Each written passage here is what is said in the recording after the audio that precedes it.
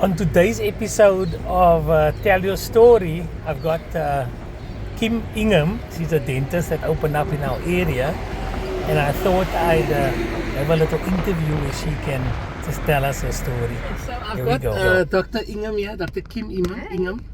She's my dentist, and I've been coming to you for about a year now, me and the family. You are currently opposite the engine garage in Kraaifontein. What is the road's name? The address is 192 5th Avenue, Eikendal, Kraaifontein. Here we go. So, I've been doing the series where people get to tell me their story. In fact, I started out with like a get it off your chest type vibe, right? Okay. So, if you have like an issue or you want to clear the air for something, then you can come onto my show. But recently, the show has evolved to like normal people telling me like their story. And your story is actually quite interesting on how you became a dentist, your determination, and how the fact that you didn't actually just because people tend to look at your life and they think that you just woke up and you had it easy and you became a dentist, and it's always and you came to mind when I thought about it. So like it's not as short as you can, but give us a bit of a history. Okay. Who are you?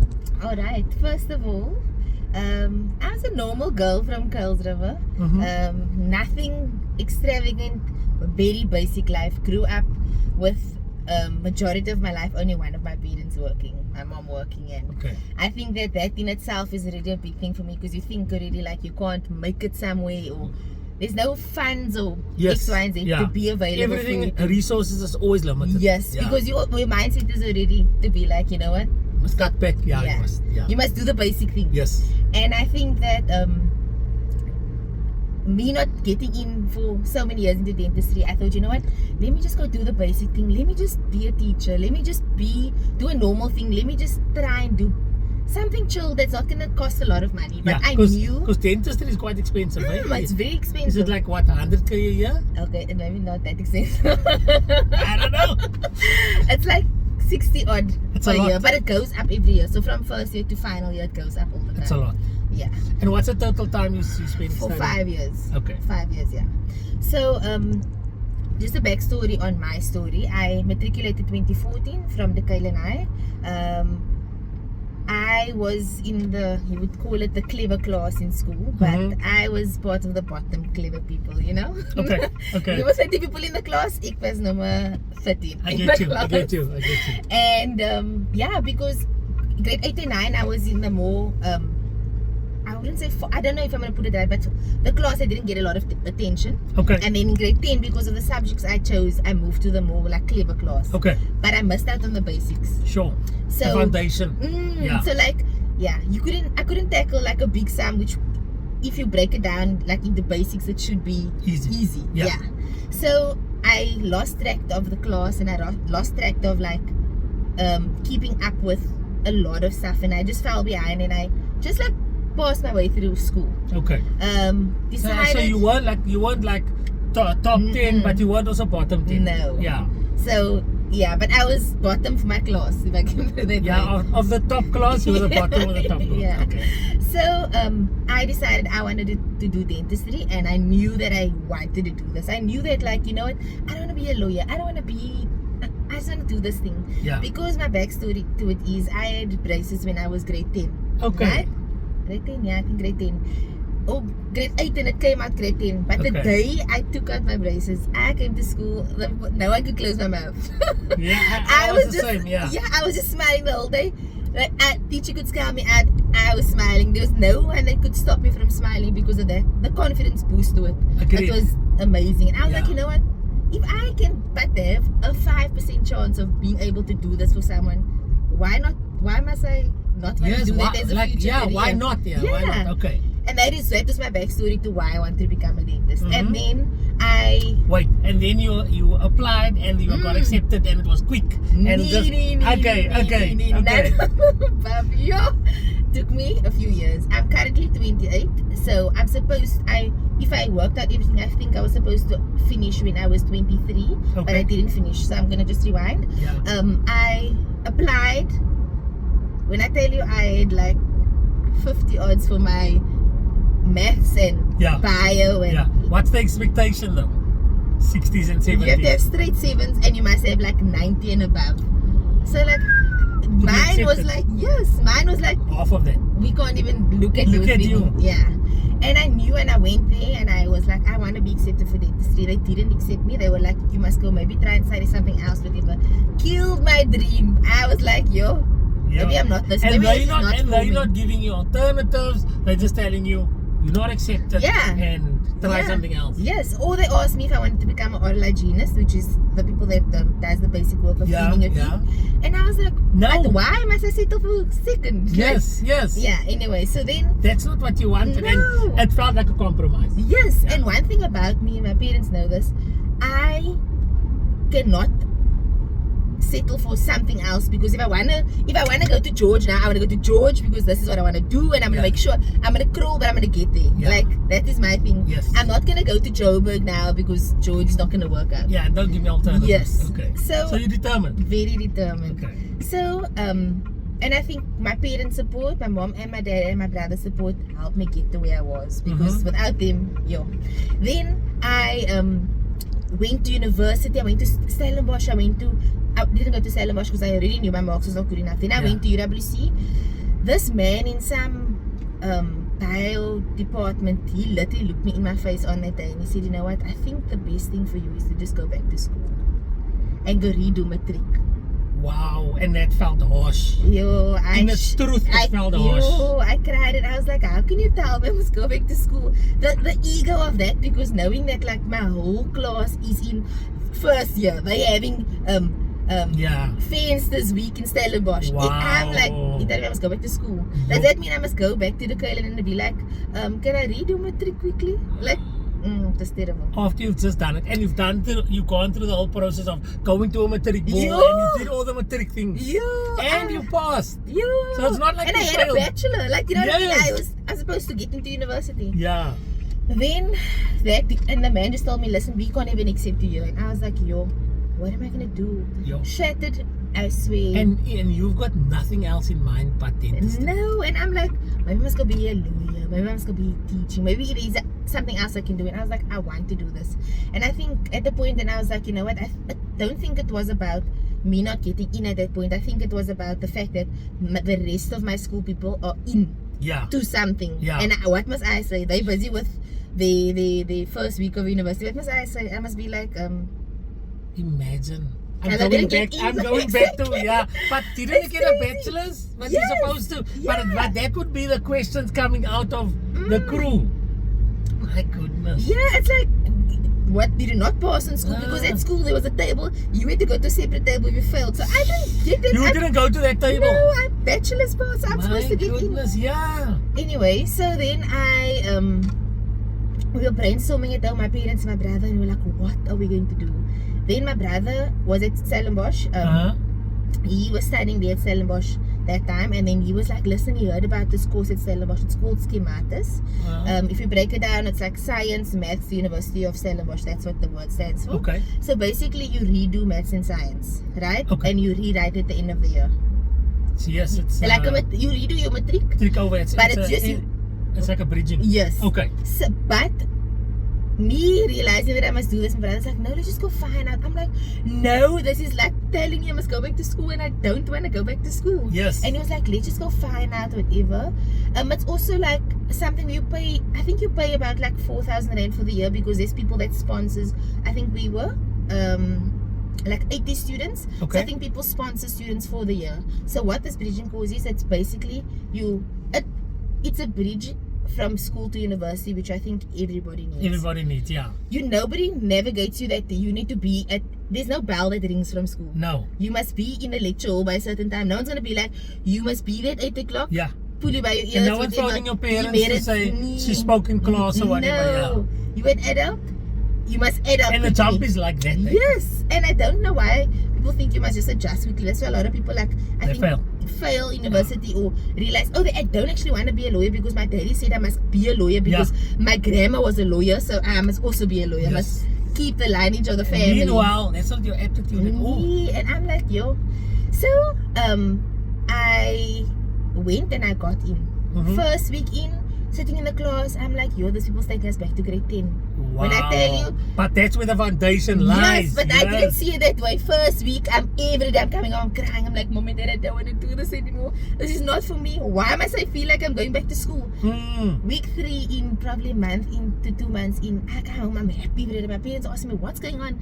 Like, I was just saying, and I'm like, yo, I feel like I found where I'm supposed to be because I missed out on the basics. Now a sum that in maths looks like this can now be like easy because like it's 5 small steps and to do how many people were in your class at university? At Stellenbosch. I think we were about 20 in a class. So that's already less than what you were at school. But they're very hands-on. So like they'll give a task for the day and they'll come sit next to you and be like, well, this is how you break down the sum. So like the basics of it. So went from grade 10 to matric in that 1 year. But in the beginning it was hard to understand, but it was the adjustment was amazing. They taught us how to do like computer skills. We basically had a student card, so we could go into all the things at university. We felt like we were first year because we were just we were on university. We were in the education building, so we were on university. We just weren't part of like fences or whatever. I wasn't even about Stellenbosch. I would be at UWC because of the dentistry. That's only at UWC. So I you did that 1 year and you came out. How was your marks after that? It was better. First of all, I'm not clever. I'm just hardworking. So I'll never be a student. I'll never get 90. Sure. I don't. I just but you did go from a 50 to maybe a 60, 70. Maybe max 70, but not above 70. I'm not the person for high marks. That's just me. I'm more hands-on than what I am more clever, if I can put it that way. So I went back to with this thing at the schematics thing. You're supposed to get accepted for something in Stellenbosch. That's the rule. So you have to be accepted for something, even if they must take you for plants. I made this in my previous video. They must take you for something. That's the rule. So I knew that I had to get in for something in Stellenbosch, but I knew I wanted to be at UWC. Went in again. When I tell you, I went to the university and went upstairs at the dental faculty, and I was like, listen, here's my marks. They tell me still not. No. Oh my god. Ego.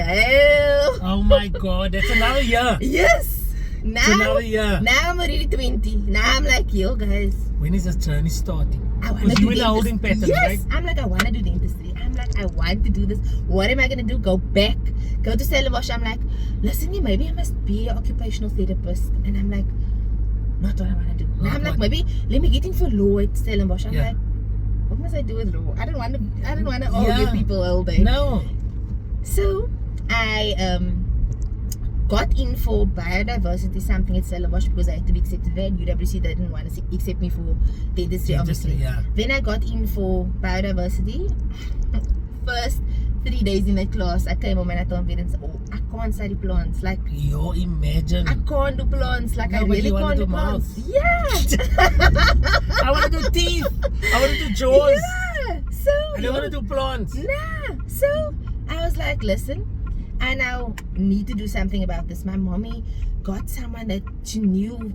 It's all about who you know, no? Sometimes, Is it? Got someone at the Alright, my brother, you. Liquor, my guy. Got someone at the university. Went with me to UWC. Walked into the streets there with me to the people. That time I decided, listen, I now need to get into something serious because I can do plants. Went to the law. The lady tells me, on my application, dentistry is option number 1, law is number 2. They don't want to be second. You must want to really do it first to have it on top. She's like, you're not serious about law. I'm like, no, I want to do law because at this point I didn't feel like I was accepted anyway. You know what I mean? Like, I felt lost and I was like, you know what, I just want to be accepted. I just want to be in. Because now I'm two plants and I'm like, that's the way I want to be accepted. Biodiversity. Kim like Ingham, the biodiversity expert. Okay. So, And no disrespect to that. Of There course, are people that of course. obviously love that Yeah. and want to do that. That just Yes. wasn't for me. Of course. So I obviously then got in for something. Oh, so we went to this guy at EWC and he was like, listen, medical bioscience, and this I also didn't want to do. I don't want to know about ankle muscles and things, but I was like, medical the guy, bioscience. Imagine. so the guy sat with me and he was like, listen, here's a plan. Uh-huh. But it's only because the auntie knew the guy. Yeah. So Yeah. she's This like, is obviously her journey. So please don't project. please don't come ask me who this auntie Yeah. is. No, it's not about that. Yeah. The auntie is not available for you. So so he said, listen, let's try and see. He's gonna try. It's like they already started, they're already 1 week in. Let's see if we can get me in for medical bioscience, the 3-year course. There's a 4-year course, the extended course, or the 3-year course, but then maybe I can move over. Yeah. Yo, this man gave me hope. I was like, listen, I need to prove myself. Yeah, that I can do it. To anyone, yes. And I think that at this point, just a pause moment, at this point, family, when I tell you family, not my household, my mom, my daddy, my brother, family, friends were like, give up. Wow. Give up on wanting to become a dentist. Wow. That's Give the up. last thing you want to hear. Give up. I'm still have a bit of anger to some people because I'm just like, I'm not here today. Now I want to be like, oh, congratulations. But you weren't clapping. You weren't clapping for me. You were telling me to give up.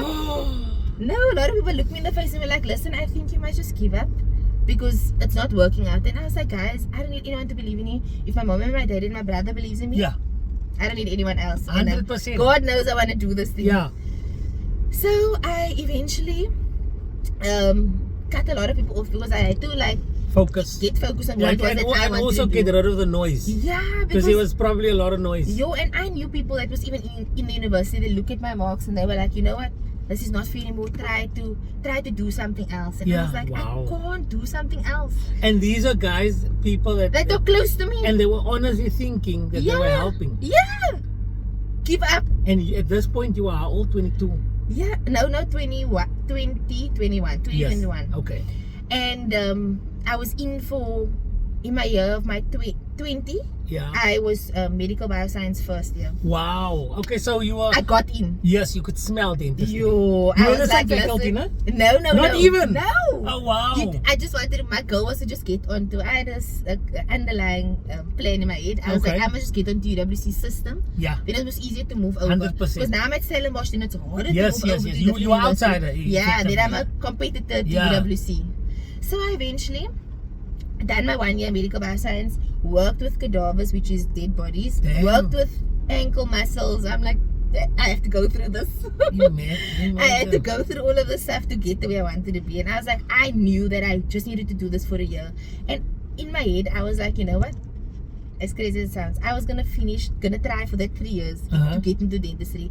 If I didn't get in by the final year, then you would just graduate. Yeah, then I would just then I would give up on dentistry. Yes, but I mean by that time you would. But that's 5 years. Reluctantly pick up your qualification and just like, okay, so this is what I am now. Yeah, and not be happy. Dentist. Yeah. Imagine. So I are we pausing? No, this is where I love. Now, you're gonna pause now? No, you can carry on. I'm gonna go fetch the thing. Okay. Yeah, I'm gonna go fetch the thing. Yeah. So then I carry on. Yeah, I'm gonna just think now where I am at.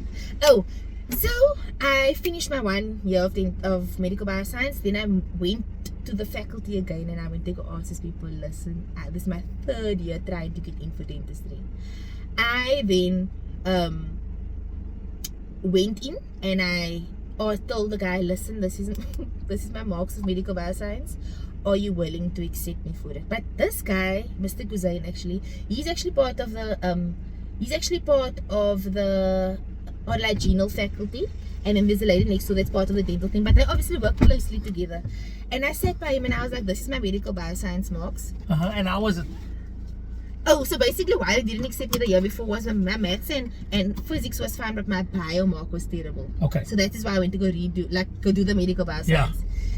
And then